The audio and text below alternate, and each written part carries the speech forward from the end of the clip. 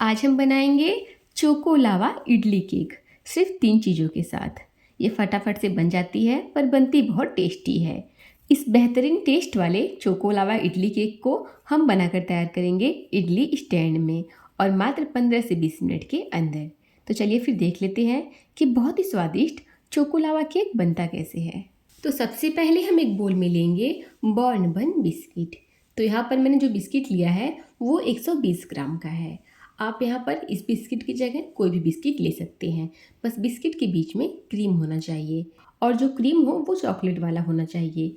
आप यहाँ पर ओरियो बिस्किट भी ले सकते हैं, पर ओरियो बिस्किट लीजिएगा तो चॉकलेट वाला ही लीजिएगा। तो अब हम क्या करेंगे, सभी बर्नबन बिस्किट को तोड़ देंगे क्योंकि हमें इसे पीसना है। इस केक के लिए हमें चॉकलेट बिस्किट डालने से ये फ़ायदा होता है कि हमें इसमें ना चॉकलेट डालना पड़ेगा, ना कोको पाउडर डालना पड़ेगा और ना ही हमें इसमें चीनी डालना पड़ेगा। सारी चीज़ें एक ही बिस्किट में हैं। तो सभी बिस्किट को तोड़ लेने के बाद हम इसे मिक्सी ग्राइंडिंग जार में डाल देंगे और इसका एक फ़ाइन पाउडर बना करके तैयार कर लेंगे।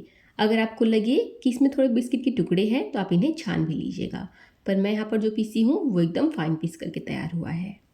अब हमें चाहिए नॉर्मल रूम टेम्परेचर का दूध। दूध को हम थोड़ा थोड़ा करके बिस्किट वाले पाउडर में डालेंगे और इसका एक गाढ़ा घोल बना करके तैयार करेंगे। तो यहाँ पर दूध को हमें एक साथ नहीं डालना है क्योंकि हो सकता है कि आपका जो घोल है वो पतला हो जाए। दूध को आप थोड़ा थोड़ा करके डालिएगा और इसका एक गाढ़ा घोल बना करके तैयार कर लीजिएगा।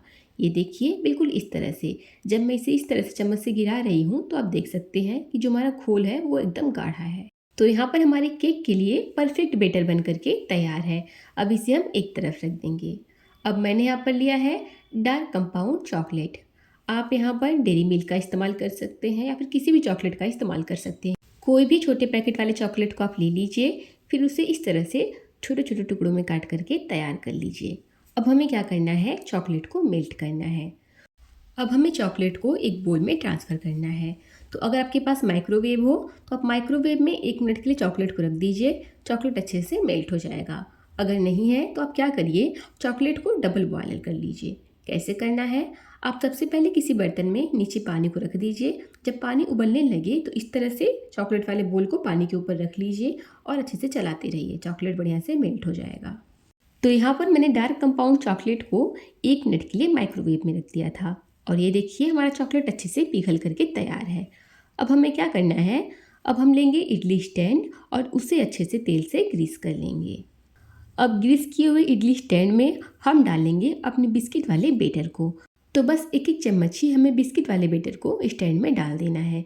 इससे अधिक आप यहाँ पर मत डालिएगा क्योंकि इसके ऊपर भी अभी हम बाद में डालेंगे। अब ठीक इसी के बीच में हम डाल देंगे थोड़ा सा मेल्टेड डार्क कंपाउंड चॉकलेट। थोड़ा थोड़ा करके ही डालिएगा वरना क्या होगा कि जब ये बेक होगा तो बाहर निकल जाएगा। ये देखिए मैं यहाँ पर डाल रही हूँ बस आधा आधा चम्मच।